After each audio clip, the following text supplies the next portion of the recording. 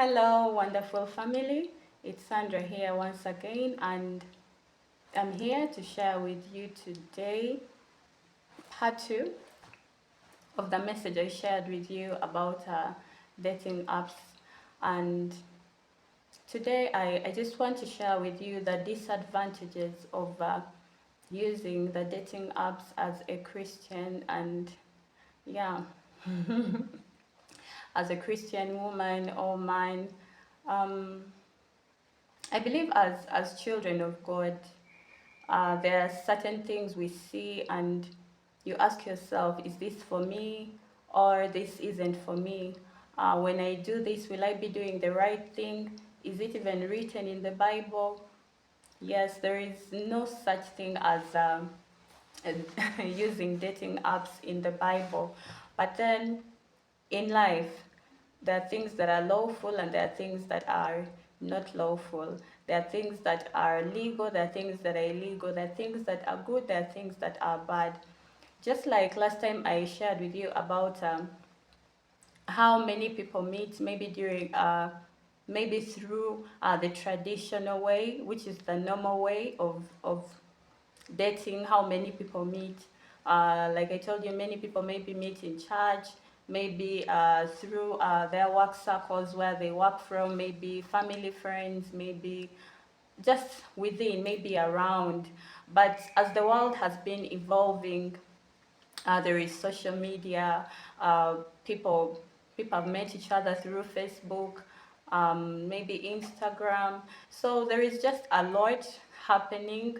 Um, it is just like I shared with you. I told you, as a child of God, you just need to know what is right and what is wrong, what you ought to do and what you're not supposed to do. That is when you will have the right mindset in everything. And even as I shared with you, I told you, in everything, your motive matters. The motive as to why you are out there in the dating app. Like me, I told you how I got introduced to them. No one told me about them in all my lifetime. I had never heard about them. But because of the kind of work I was doing, most times I was at home and I was so much on the internet. Yeah, so that is how I got exposed to them and I got to know about them and I got to know that there are Christian dating apps too and there are Christians dating out there. I got to see recently what they call speed dating, and I saw there were actually a group of Christians and they brought up this thing where they bring up different men, different women, and then you go on talking to everyone and you see when there is a connection, then you take out this person to a date and then you see whether things will work out. So just like any other traditional way of dating, you can maybe meet someone and you get to know them and perhaps things don't work out and maybe you get to know more about them and you see this is not the person for me. That's also what happens in the dating app. You will meet different sets of people. Many will start talking to you, but you need to use discernment to know whether this is the right person for me or this is not, because there are those I have seen who claim that they are Christian, but in actual sense they are not. So they say they are followers of Christ, but when in their action or in their speech, it shows something else. So you are not supposed to be desperate or allowed to settle for less just because you want a man or a woman in your life. Yeah. So the disadvantage of the dating apps, uh, personally, me, what I saw, many of these apps require time and patience, and most of the times you need to be online. You need to be there to know what's happening, because there are times when people are online at a certain peak. There is a time when the matches are few and stuff. So you find yourself up, even in the night, you find yourself up, just scrolling through, seeing this, seeing people's profiles, reading through, trying to get matches, so things like that. At some point, I felt frustrated. It would take my time. sometimes my sleep, sometimes I felt so disturbed, and I was like, but God, well, am I even supposed to be here trying to see through who is that man, who is that potential man?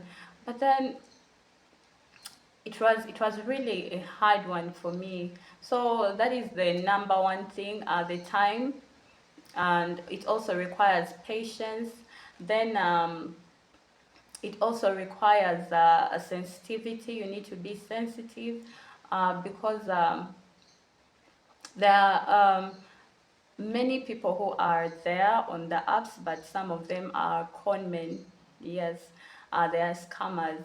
So as a child of God, you need to be careful. You should be discerning even when you are out there, so that you are not deceived. And yeah, sometimes they take money from people, but also emotionally you are affected in some way, because they deceive you to the point that they make you believe that yes, they love you, but then later on in the long run they leave you.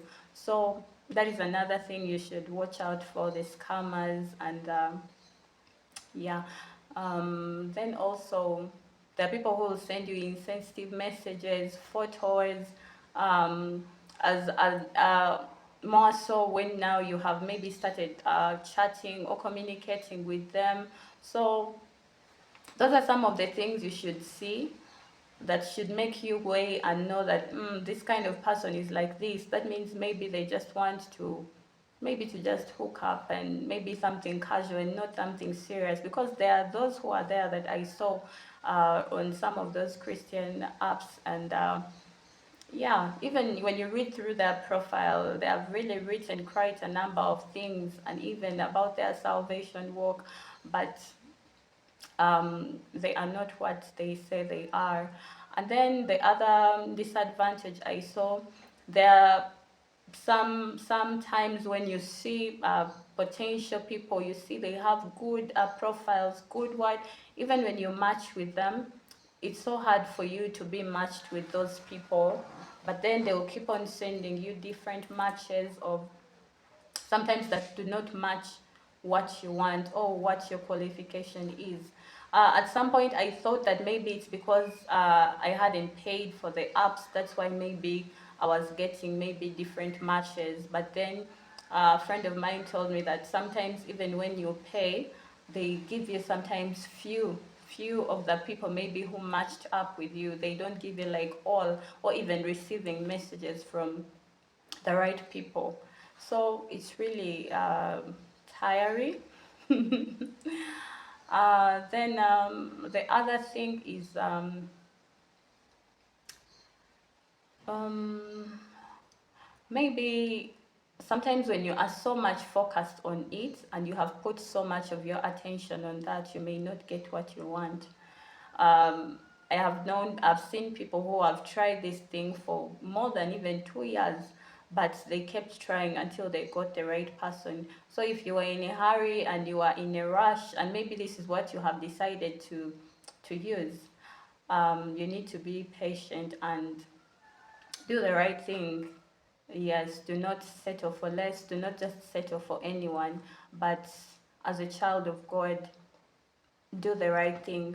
And if you feel in your spirit that this is not for you, do not go for it. Just because everything is lawful, the Bible says, it doesn't mean that it is good for you as a child of God.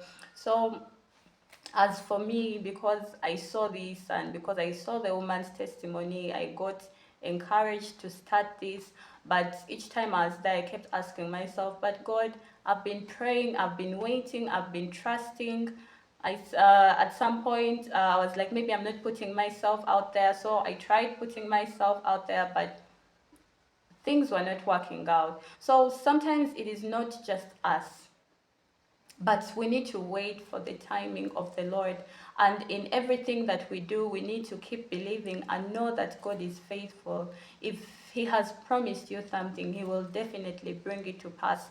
The best thing to do is to keep serving Him wherever you are. Position yourself in your call. Work, get a job. just keep yourself busy, keep focused, learn new skills, do a lot of things that will take your focus off from from thinking that because you are single, it's the end of the road. No, there is still much more in life than marriage. Though marriage is also an important thing, and when it is your season, you also need to be sensitive about it. So be sensitive, be discerning. Do not settle for less.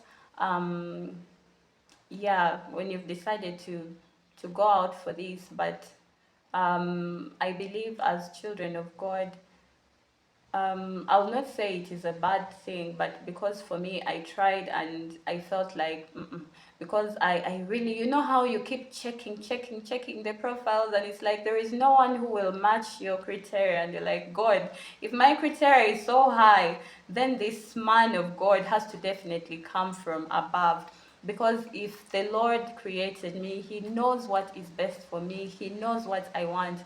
So I believe that He will make the path of my partner cross, like we will cross, our path will definitely meet. It doesn't matter when or where, but God will definitely do it His way, and I have rested in Him and I have peace in that. So, like I told you, just because that did not work out for me, it worked out for other people. So God might bring your person in a different way. So if another person got them through maybe social media, that doesn't mean that you should also get yours through social media. Yeah, we look at Moses Bliss, how he got Marie through Instagram, and some other Christians. There are many I've seen who have met online, and they're happy, and yeah, Christian, and they're into Christian relationships and marriage.